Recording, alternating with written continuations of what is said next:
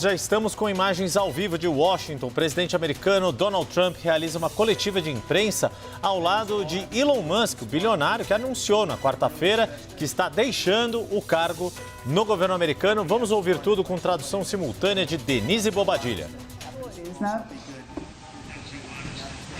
Eu acho que há pessoas que trabalham com computadores também, então podem não ser tão boas quanto eles, mas a ideia que eles trouxeram no governo, para o governo federal, ela mudou.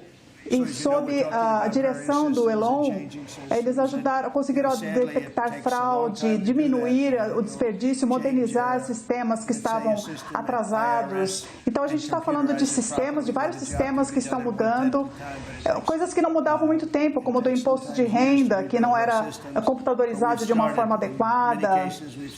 Ele levava um tempo imenso para fazer coisas. E eu acho que isso tem menos a ver com o Elon, mas enfim, o sistema de tráfego aéreo, ele estava atrás de muitos dos sistemas no mundo. E o governo anterior foi horrível nesse sentido, porque eles gastaram bilhões e bilhões de dólares e no fim eles não conseguiram trabalhar de forma correta. Eles tentaram trazer fiação de cobre, por exemplo. Isso não pode ser feito por bilhões de dólares gastos. E o desperdício foi muito maior. Nós estamos agora fazendo um sistema moderno. O Congresso está trabalhando para aprovarmos isso rapidamente e isso está sendo trabalhado. E eu acho que quando terminarmos esse sistema, ele será bom por 30 anos. Nós trabalhamos com um sistema que tinha 48 anos e agora estamos com sistemas cada vez mais modernos. Gastaram bilhões de dólares para mudar o sistema, enfim, e acabou não funcionando. Mais de 75 mil burocratas voluntariamente deixaram seus empregos para empregos no setor privado. E outros contratos foram encerrados, muitos contratos foram encerrados. E há muitos contratos que o Elon agora vai tomar conta. Alguns deles, tinham duração de 6 meses, 1 ano, e agora eles vão para o tribunal para tentar. E a gente sabia que haveria bilhões de dólares por causa de fraude e de desperdício. Por exemplo, havia um contrato de $1 milhão para trabalhar com diversidade e igualdade no Departamento de Educação. E isso era uma pequena seção disso. 59 milhões de dólares para pagar quartos de hotel para imigrantes ilegais em Nova York, 59 milhões de dólares para um hotel em Nova York, 45 milhões de dólares para programas de diversidade, igualdade e inclusão em Burma. Alguém sabe alguma coisa de Burma? 42 milhões de dólares para mudança social e comportamental em Uganda, 42 milhões de dólares para melhorar a inclusão social e econômica de imigrantes sedentários. Eu acho que 2 bilhões de dólares para Stacey Abrams e o seu movimento ambiental. E daí aí foram olhar na conta e sobrava só 100 mil dólares na conta. Eu acho que é algo que vai ser investigado em breve. Pensa nisso, 2 bilhões de dólares. O Lee também vai contar isso, 20 bilhões de dólares gastos em outro esquema ambiental. Não são 20 milhões de dólares, 200 mil que já seria muito.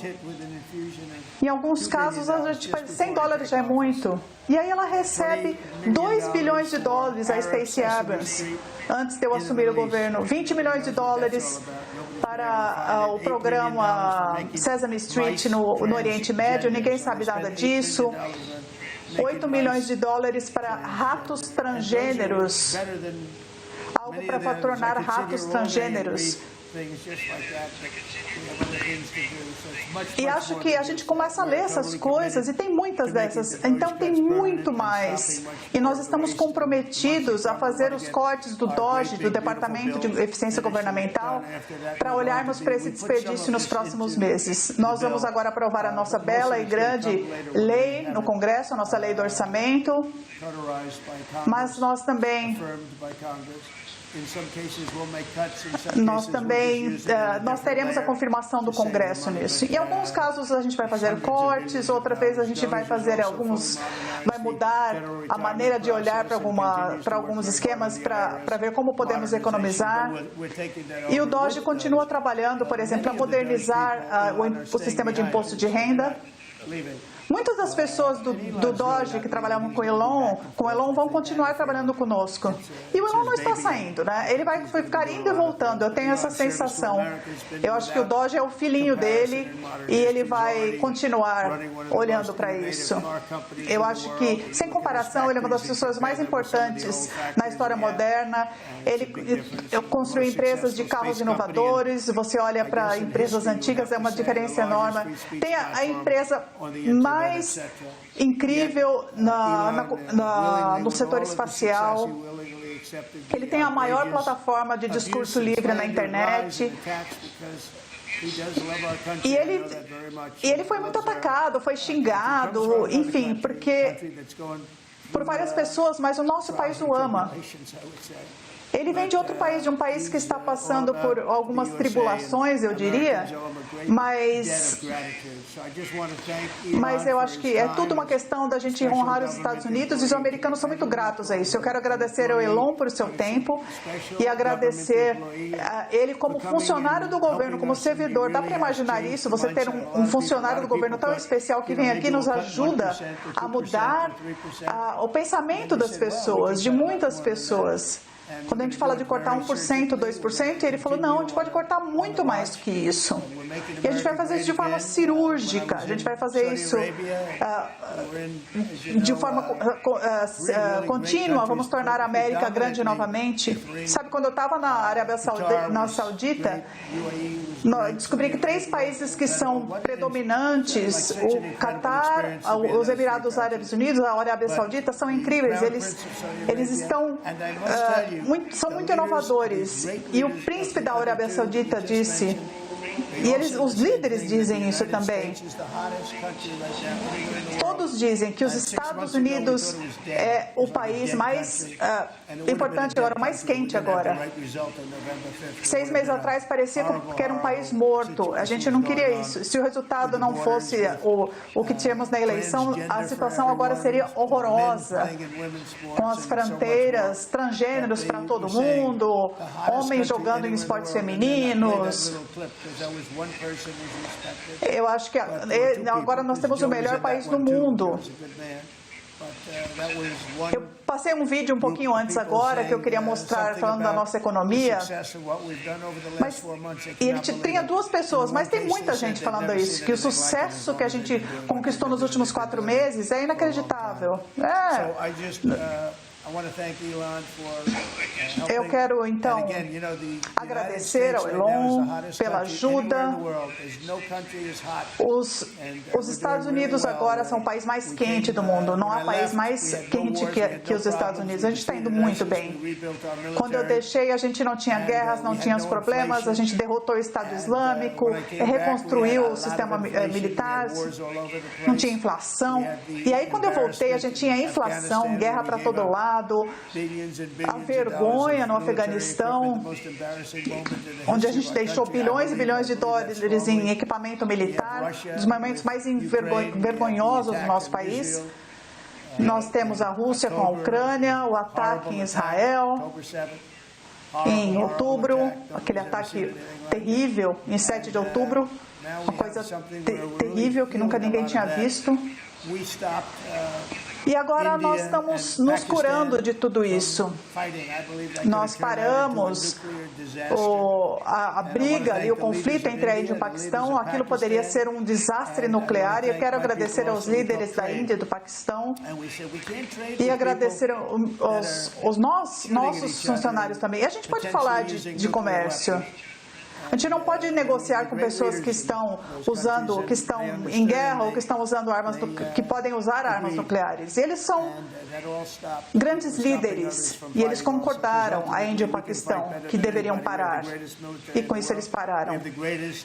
Porque, no fim das contas, a gente pode brigar mais do que todo mundo. A gente tem a melhor força militar do mundo. Nós temos os melhores líderes do mundo. Nós temos o nosso chefe das Forças Armadas, sabe, o general Raising Cane.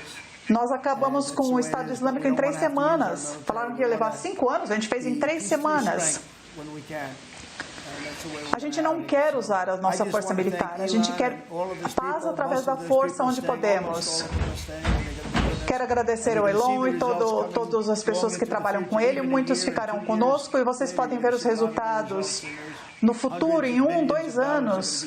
Os resultados vão continuar aparecendo. Centenas de bilhões de dólares vão continuar sendo acrescentados ao nosso país. Os números finais serão muito interessantes. E o Elon prestou um serviço formidável. Não há ninguém como ele. Ele passou por todo esse sobe e desce do governo, é ruim, porque ele é um patriota incrível. A boa notícia é que 90% do país agradece e gosta dele. Eu queria trazer aqui um presente especial que eu só dou para pessoas muito especiais. Eu já dei para algumas, porque elas são muito especiais. E eu gostaria de oferecer ao Elon como agradecimento do nosso país. Muito obrigado, Elon.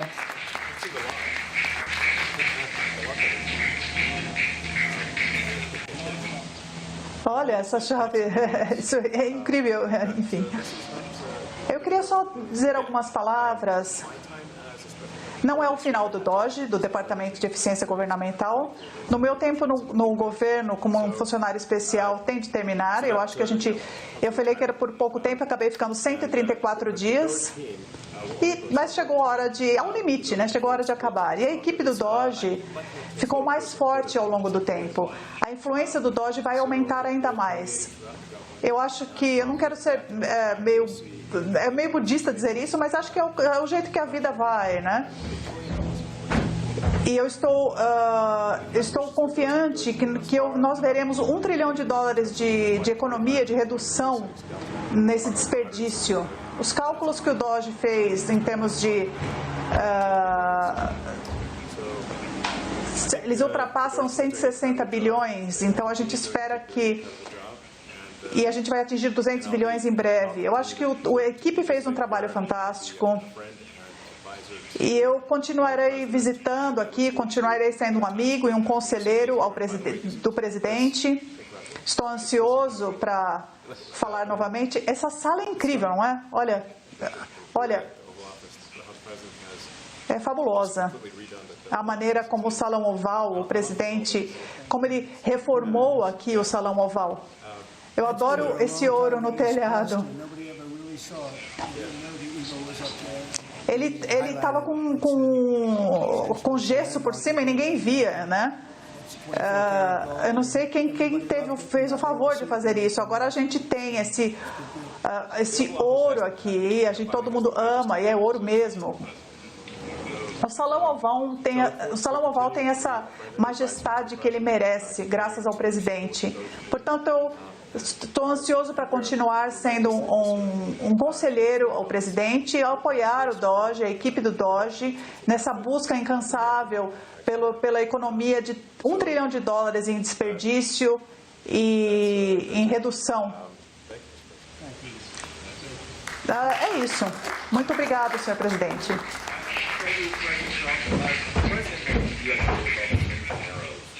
Presidente, o senhor falou dessa montanha-russa, dos ataques que o Elon Musk sofreu. Eu acho... Saiu uma reportagem hoje no New York Times que fala... O New York Times é aquela publicação que perdeu um prêmio Pulitzer por ter uma reportagem falsa sobre a Rússia, é isso? Eu acho que o juiz foi contra o New York Times pelas mentiras sobre a questão do Russiagate. E eles tiveram que devolver o prêmio Pulitzer. Se é esse o New York Times, vamos mudar de assunto. Eu tenho uma pergunta para o presidente Trump. Os conselheiros do Biden costumavam trabalhar aqui E os republicanos no Congresso queriam que eles testemunhassem a respeito do declínio da saúde do presidente Biden. O senhor acha que a ex-primeira-dama Jill Biden também deveria testemunhar a respeito do que ela fez ou não? Olha, eu detesto o conceito disso, porque é a esposa de um homem que passou por uma série de problemas, e eu acho que todo mundo entende. Eu acho que isso foi muito claro no debate. Eu acho que foi o maior sinal de todos. O país tinha muita desonestidade na eleição desde 2020. As pessoas entenderam que aquela foi uma eleição roubada. E quando avançamos, a gente olha os escândalos que aconteceram depois, porque tinha alguém que estava por trás dele, ajudando o Biden. Eu acho que o Joe Biden, ele permitiu que 21 milhões de pessoas entrassem nesse país, pessoas vindo de gangues criminosas. E quem que assinou todos aqueles decretos presidenciais? Quem que assinou tudo que deixou o nosso país tão atrasado? Nós estamos agora no Salão Oval. Se tivesse um grupo de assessores trabalhando com você que quisessem que o senhor assinasse um decreto presidencial sem o seu conhecimento, como eles poderiam fazer isso? Olha, eu leria o jornal no dia seguinte e diria, eu não assinei, eu não aprovei isso. Eu descobriria como isso teria feito. Eu não assinei isso. Quem assinou isso? Aquelas canetas automáticas, elas são usadas para assinar cartas para as pessoas, porque são 20 mil cartas por semana que a gente assina.